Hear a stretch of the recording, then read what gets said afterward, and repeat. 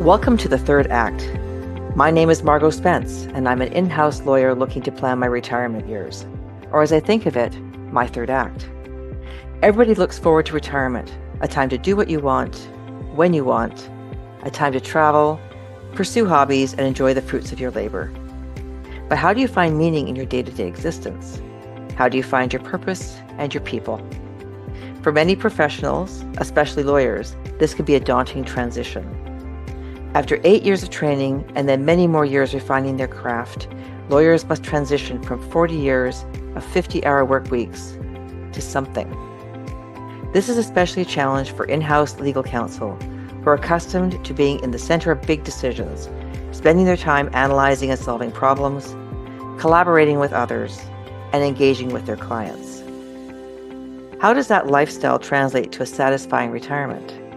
One that provides physical and emotional well-being, intellectual stimulation, collaboration, and meaning?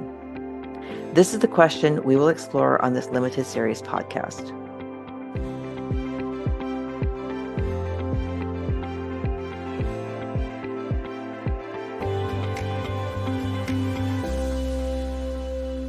On this episode of The Third Act, I will be chatting with Jeff Creighton. Jeff left traditional in-house practice 10 years ago. Since then, his resume shows that he's been very busy with volunteer and paid positions, which leverage his legal and governance experience and expertise. It seems that Jeff's third act is as busy as his time in professional practice. I'm interested in hearing how he transitioned from his former professional life to his current focus and what steps he took along the way. Jeff, thanks for agreeing to be on The Third Act. Well, thank you, Margot, for having me. I'm looking forward to this. Excellent. So let's begin by, if you could tell us a bit about your career and what brought you to in-house work. Sure. I was torn from the start of law school, frankly, between the barrister and solicitor sides of the profession. In law school, I tried to take as many different courses in different areas as possible. And I recall in my final year in law school, I was in both the trial advocacy course and the business planning cluster, which were viewed as the capstone litigation and corporate courses at the time. I think that would be difficult to do now, though. The same thing for my articling. I started out by spending a summer at a large corporate firm, Tories, and then went off to Ottawa for the next 12 months to be a clerk at the Supreme Court of Canada. After that, I returned to Toronto, returned to Tories, and after 6 months of what I think of as remedial corporate work, I was placed into litigation. I did civil litigation for about 6 years. I enjoyed it, but it was really quite nerve-wracking as a process. And I noticed that I was burning out the armpits of my dress shirts. Yeah. And the other thing, frankly, litigation clients are never really happy. That's no surprise. But it always seemed that it was a zero-sum game. At the end, when you lost, it was, how could you lose, you idiot? I was right. And why did it take so long and cost so much? But if, on the other hand, you won, it would be, that's great. We won. Of course we won because I was right. But why did it take so long and cost so much? So as partnership loomed, I was put to my election, so to speak. And I decided at that point to switch over to the corporate side, where life seemed more satisfying. People were doing deals that made other people happy, things that people wanted to do. They'd have, big dinners at the end and everybody'd be happy, and they'd pass out fancy blocks of lucite. And this seemed like a more satisfying way to spend your life than essentially fighting all the time. So I did that for about 20 years, focusing on securities, M&A, corporate governance, and so on, the full mix that one would get in a large firm. And I was very lucky with the people I had to mentor me. And part of that actually was a lot of work for one corporate group that was very transactional, very active. And I became sort of like an assistant general counsel for them because they were, frankly, a bit understaffed on the legal side. And the general counsel liked to have someone along and get a second opinion on everything. So I spent a lot of time doing things that I suspect many of my colleagues did not in being called into board meetings and other corporate meetings that ordinarily I think only would have been the in-house counsel. So I had a chance to see what in-house counsel practice was like from that side. And then just as that client relationship was being disrupted by the appointment of a new general counsel at the company, I was contacted by a recruiter, as I had been on several occasions over the years. Usually I just said, no, I'm perfectly happy. That's fine. Thanks anyway. But this time I decided I would listen because, my relationship with this major client was now in question with a new person coming into the GC role. And so I listened, and I was seduced away from Torys to become the general counsel of a financial institution within the Power Corp group of public companies. I did that for close to 7 years, 8 years, plus a good decade prior to that. That was the time that I'd been working with that client group and seeing a lot of the in-house practice close up, if not doing it myself. So how did you come to the decision it was time to leave the practice? Well, that wasn't really my decision. if you're talking about the time in-house. Yes. It was, and I suspect for some of the listeners, they'll have empathy for this. A new CEO was hired after about 7 years and set about slowly, surely replacing every member of the executive committee with his handpicked choices. I was one of the last to go, given the nature of my position. But ultimately, it was my turn, and it was I should say, it was all very amicable and civilized, but it wasn't the timing or the process that I expected or would have planned. Because remember that up to this point, I had been largely in private practice for many years. And I don't know about now, but in those days, nobody at the partner level was visibly let go by big firms. People would leave. Plenty of people certainly left Torys, but they always seemed they were going to something they preferred. And in many, many cases, they were going in-house, had clients that they had worked with, and it was usually viewed as a win for the firm because they were solidifying a relationship with a particular client. But nobody was ever let go. So it was the corporate world and the very different ethos where people get let go all the time, often for reasons entirely unrelated to their own competence. That was new, and it was a bit of a shock to me. You would have thought I'd learned in the time I was there, but I had not. Well, most people like to leave on their own steam. Right. And when someone else makes the choice for you, it's certainly an adjustment. Yeah, it was. And I should say, I mean, I'd certainly enjoyed my time in-house. I liked being involved in matters from the start to the end, and that the start and the end usually happened in time frames that humans operate in, and not some kind of Dickensian netherworld that drags on for decades. It was great to be really getting to know your one big client, knowing their business really well, knowing the people around the table and all the characters involved. And I think for the first time, I shook off some of the hubris that many lawyers have. I realized there were a lot of really, really smart people who were really, really good at things in management that I didn't understand. And paradoxically, these folks had never felt compelled to go and take a law school course. So it was a good eye opener, because I think many lawyers, particularly those of my colleagues in private practice, always assumed that if someone were really smart, they would have gone to law school after all. Yes, that is the environment we are brought up in and we persist in, for Yes. sure. So the decision was made. Did you have concerns? Yes and no. The rational part of me, yes, I was an old unemployed white guy, and the rational part of me knew that I was not the demographic that most employers were looking for in a new employee. The irrational part of me, no, I wasn't concerned.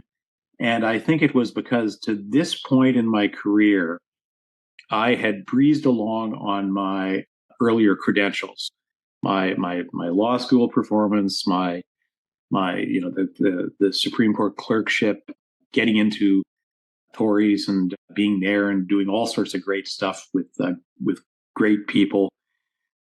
This, it had exposed me to top end work.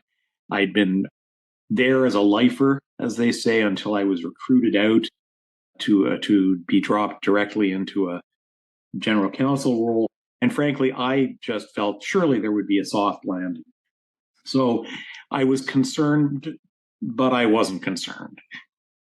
So you've left the practice, and then what happened? You're looking for that soft landing, but then what happened? Yeah, well, I pretty much enjoyed my leisure for a few months before starting a search in earnest.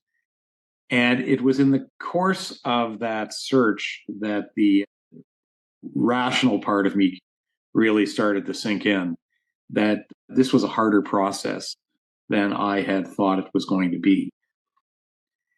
And so I had to start planning a bit more, being a bit more deliberate in my actions, and not just assuming that things would be presented to me as they had been in the past. Yeah. This is, are you then looking for paid employment as a lawyer, or were you even thinking about, you know, settling your practicing certificate and looking for something different? Well, I never thought that I'd resign from the profession.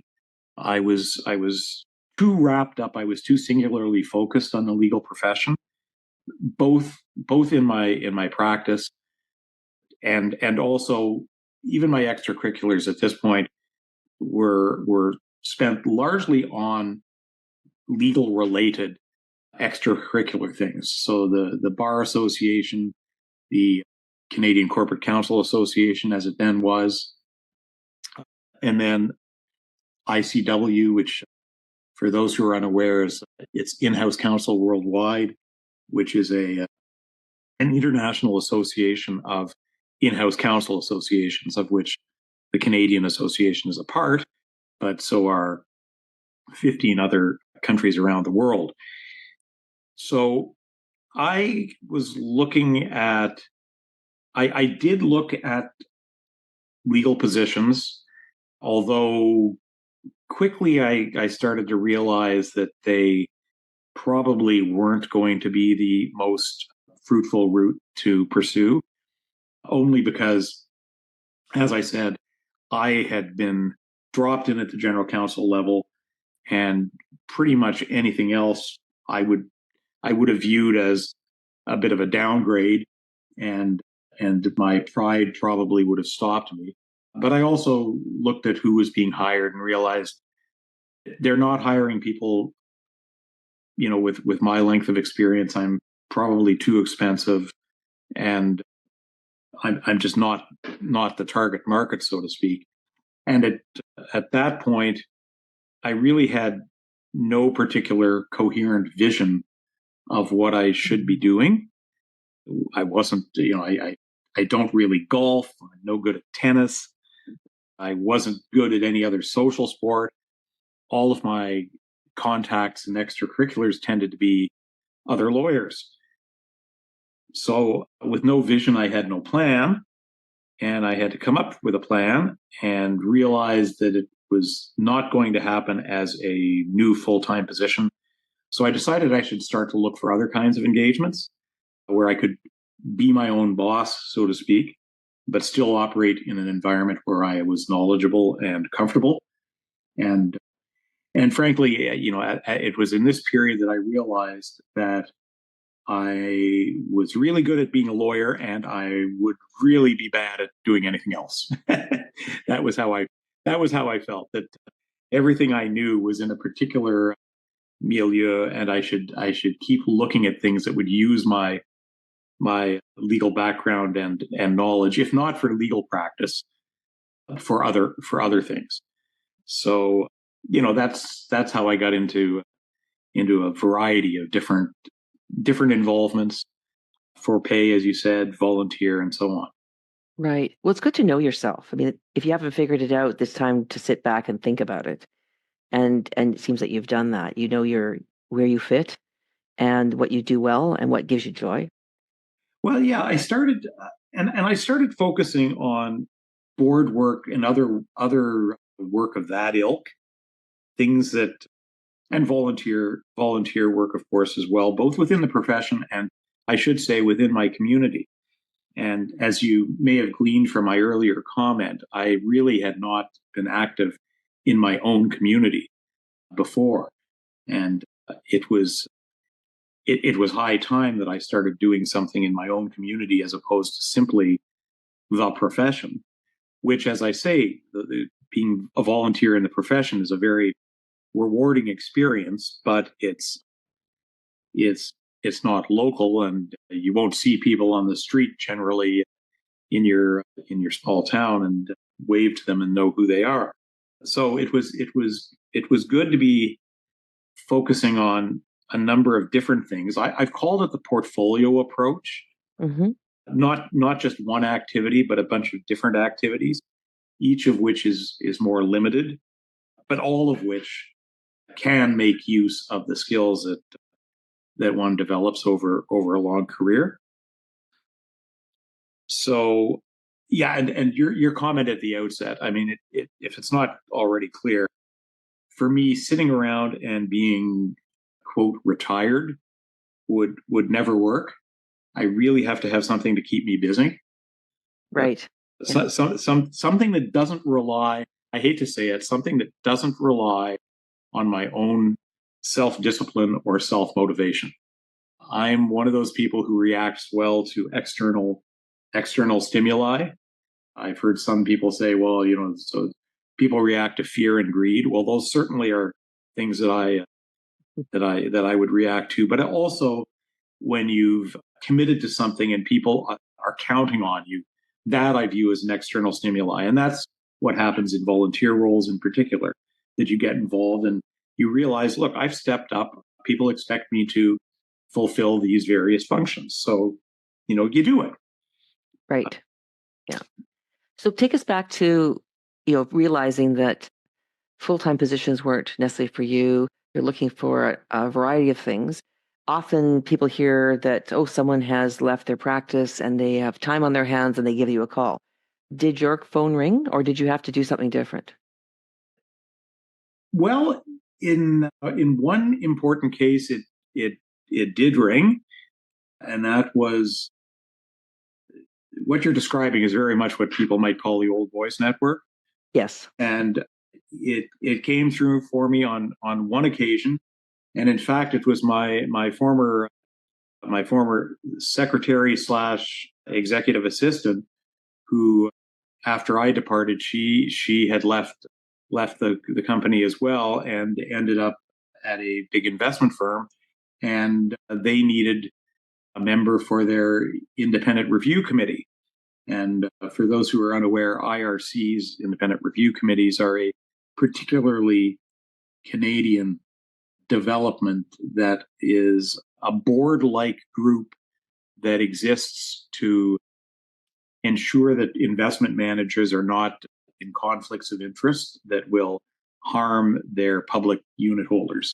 So that when you go out and invest in mutual funds, behind those mutual funds behind the manager that is named on the funds, there will be an IRC comprised of independent outside people, in this case, like myself, whose sole role is to oversee the relationship to make sure that the manager is not abusing the power they have. That's an oversimplification, but that's the basic idea. And yeah, I got a phone call saying, that they're looking for a member of their IRC, and it turned out that the person in charge of their funds at this point was someone who had juniored for me at Tories. So that was fortuitous, because that was and has been a very good position. It's BlackRock, which is among the most interesting organizations one can imagine to work with and see how they operate. But that definitely was the Old Boys Network. I should say, just parenthetically, that we have been, recruiting on occasion for replacement members, and have started the process of public recruitment, which I think BlackRock is the only organization that I'm aware of where the IRC is doing a degree of public recruitment. It's until this point, I think most IRCs have survived on word of mouth. Right. So that was one, and then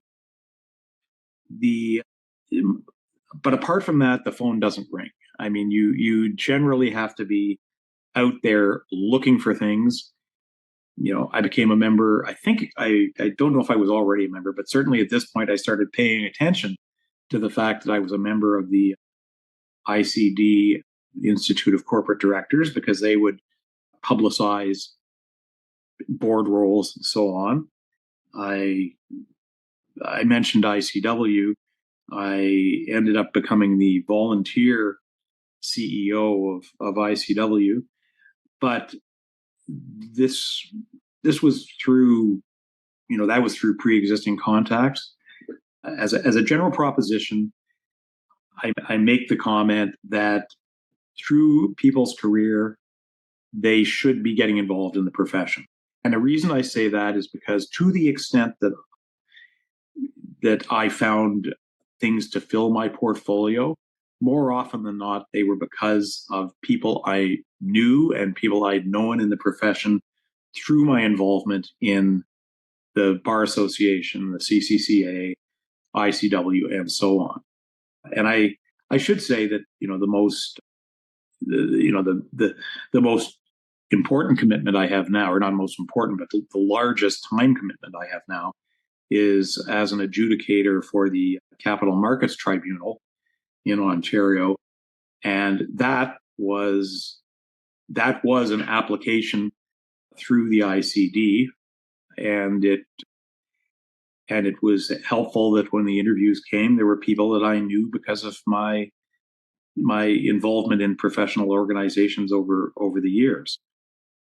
And just again, parenthetically, for people who don't know what the Capital Markets Tribunal is, in Ontario, the Ontario Securities Commission was recently split in two, with the adjudicative side going off to this new tribunal. The idea being to answer the criticism people have made over the years that the OSC was being the investigator, prosecutor, judge, and jury in its own cause. And so they took the judge and jury part and put it into a new tribunal, which, despite my use of the word jury, there is no jury. It's a dozen appointed adjudicators. And I should say that the effort that goes into ensuring that we are independent is quite striking.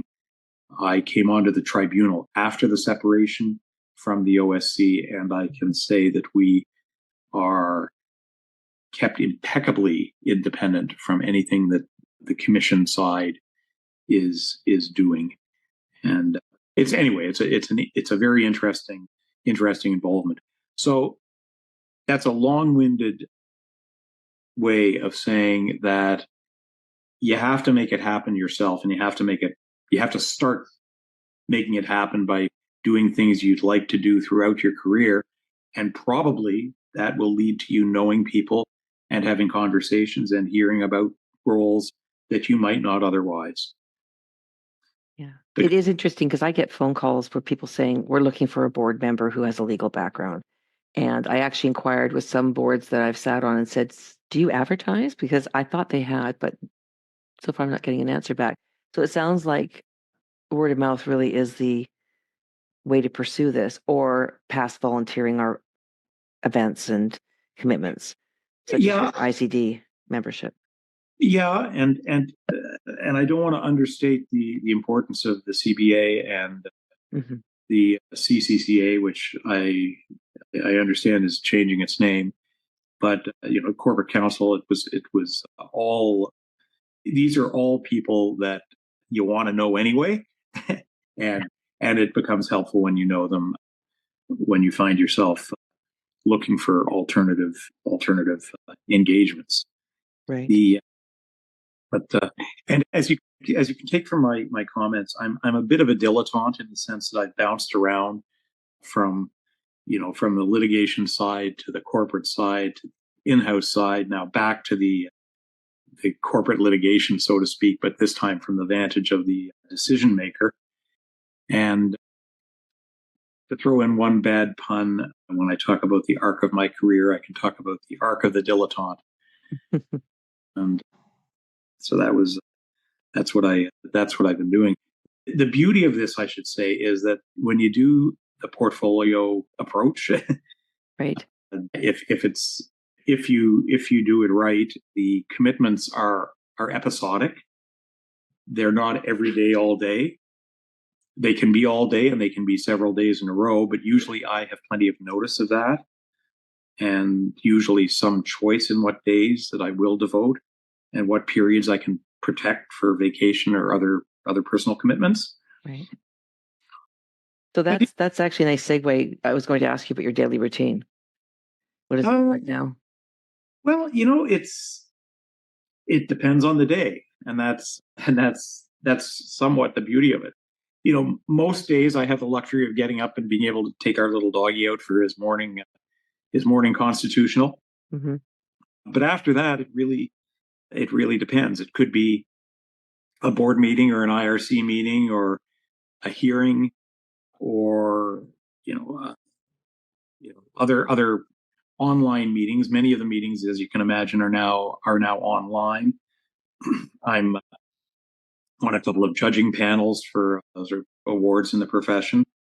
So it's and then when there's nothing happening, maybe I'll have a chance to decide to cook something exotic, and so we sort of bounce between things from the freezer and things that have been carefully crafted with some time involved. Right. But the there is no typical day, which is something enjoyable. It also leaves time for travel, and as I said, that's the ability to block off times and say, you know what, we don't have to worry about school vacations anymore. We can pick the week or weeks that we think would be good for seeing some place we haven't seen before or some place we've been and would love to return to. Let's just block that week.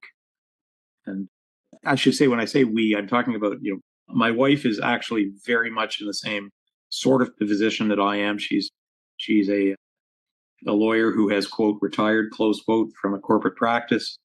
And she too is doing sort of a portfolio of work. So we both have the ability to, greater than we did when we were working full time, obviously, to assign weeks that we will take off and then work our commitments around those. Right. Is there anything you would have done differently? Oh, there is so much I would have done differently. First of all, I would have thought about it a lot more before it was a live issue that I had to face on a daily basis. And secondly, this is just me, but I think in retrospect, I would have passed. I would have just not bothered with those few months of leisure that I mentioned. I should have got into looking for other things to do more promptly. People will disagree with me on that, but that's my self-assessment. Uh, I also might have been less picky about what roles I was willing to undertake, and I say that because my phone did ring on another occasion with a recruiter who was looking for someone for a position that, as I listened to it, I thought, well, that's a really interesting role, but it had a particular aspect that made me think it was probably going to be too short term. It was an organization that was expecting to be gobbled up into a national organization, and it turned out it wasn't. I was wrong, and that quite interesting role continues to this day Wow. with folks who've moved through it. So yeah, so those are the tips. That, as well, the getting involved in the professional associations, because I think it's a great source of well, sorry, that this isn't a tip. This is not something I would have done differently. That's something I'm glad I did. Right, right. So if we go to tips, we've heard Yeah. some of your experiences and where you would have done something slightly different, but generally, what tips would you give to our listeners? Okay. Well, let's be clear here that in case anyone hasn't figured it out yet, I am a cautionary tale. I have ended up okay despite doing most things wrong. I've managed to get by on my credentials that I built earlier in my career. Some fortuitous personal connections, and the fact that, frankly, both my wife and I are completely debt averse over our careers, and so when the income started to dry up, we had a cushion. So my tip is, think about it. Start thinking about it before you have to, because if you're an in-house counsel, more likely than not, you will not end up in control of your own timing. Second tip, as I mentioned, get involved in the profession. The more people you know, the more people you can lean on for ideas or connections or guidance. And it's also fun. I mean, that's why I did it. It's a community of people that you'll enjoy. And for me, earlier in my career, the CBA was a ticket to see Canada, to go to all the places I'd never been in Canada, go to the various meetings across the country. And then later on, when I got involved in ICW, it was a ticket to see the world, because we would have events hosted by different national members. Another important tip: make sure you have solid finances. If you or your spouse don't have income for a number of months, can you handle that? And so you want to make sure that you've put yourself on a sufficient financial solid base that you can handle being without income for some period. And then think about your health. And I say that because, as you know, Margot, I recently had a health scare, which I had not had to worry about this sort of thing before, and it was a bit of a setback to suddenly have to worry about one's health.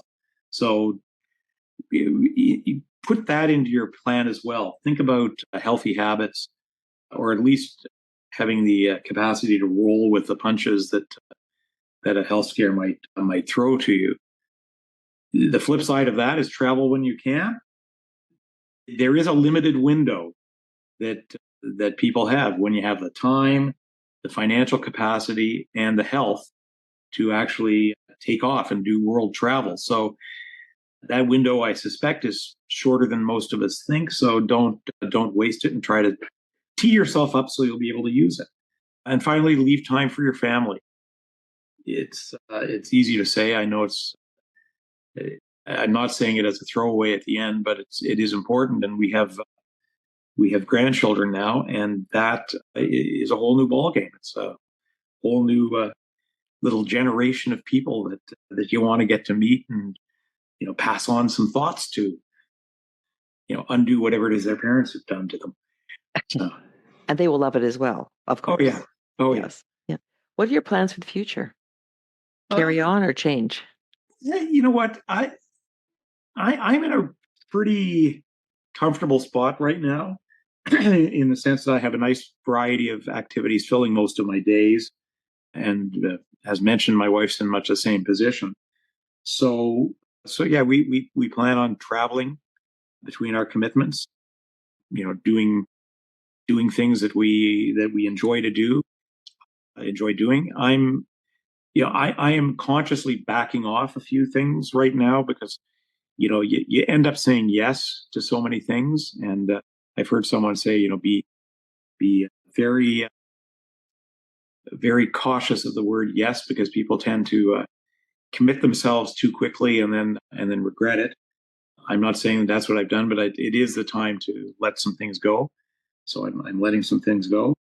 And I also know at some point that IRC position is going to end by the end of this year, and the tribunal appointment will end at some point. And I'll either have to find new things to plug into those holes, excuse me, or find other portfolio items to fill, or give myself the ability to read an entire book. Exactly. So now that you've experienced this transition, what is the one thing you know for sure about your third act? I guess despite my lack of foresight and despite my lack of planning, the improvisation paid off, and I've landed on my feet to the point that you're prepared to put me on a podcast. So, and that of course goes back to my point, because you know me because we met through the Corporate Counsel Association. That's right. So that lets me end by getting in a plug for getting involved in professional organizations throughout your career, because you never know where it may lead. This is true. Very, very true. Jeff, I'm really glad you said yes to my request to be on the podcast, and that you were able to share your thoughts, experiences, and guidance on how you've created your third act. And I thank you also for being so candid about unexpected challenges, so like health issues that might derail plans or cause you to rethink commitments. You started out pursuing opportunities through people you knew and by positioning yourself with opportunities, and that resulted in providing your expertise back to other groups, and also got the phone ringing again. You've also leveraged your well-honed governance and legal skills for public boards and as an adjudicator, which I'm sure they're very thankful for. I think it's great that you found a way to fit the travel piece in, because travel is really important to me as well. And it's always good to know that, you can go on your own, or you can leverage some of the volunteer work you're doing to make it a broader experience. The end result, in my opinion, is that your third act seems to be filled with interesting and satisfying experiences. And from our conversation today, I can tell it's proven to be pretty personally fulfilling, if not a little bit anxiety ridden at some points in time. I'm encouraged by your approach and promise to pace myself accordingly, but can only hope that my third act unfolds as well as yours has. Thanks again for participating. Well, thank you for having me, Mark. Thank you for listening to The Third Act. The creation of this podcast has been made possible with the support of the Canadian Corporate Counsel Association, who has provided the platform to publish this podcast from the ancestral, traditional, and unceded territory of the Musqueam, Tsleil-Waututh, and Squamish nations, whose historical relationship with the land continues to this day. I also want to acknowledge the support of Dr. Wilson Kwong of the Inspire Dental Group. The Inspire Dental Group is located at Oak Ridge Centre and downtown Vancouver, both located in British Columbia. Dr. Wilson Kwong is an accomplished, forward-thinking, and patient-centric dentist with 35 years of practical experience. Motivated by the principles of trust, integrity, customer service, and clinical prowess, Dr. Wilson Kwong created the Inspire Dental Group 15 years ago to serve the community of Vancouver, British Columbia, Canada. This podcast would not be possible without the technical skills of Alex Worden of Webcast Guru, and of course the generosity of the lawyers from across Canada who agreed to be interviewed. We'd love to hear your thoughts on this limited series podcast, or in retirement in general. Please join me for the next episode of this series. Until then, I wish you happy planning for your third act.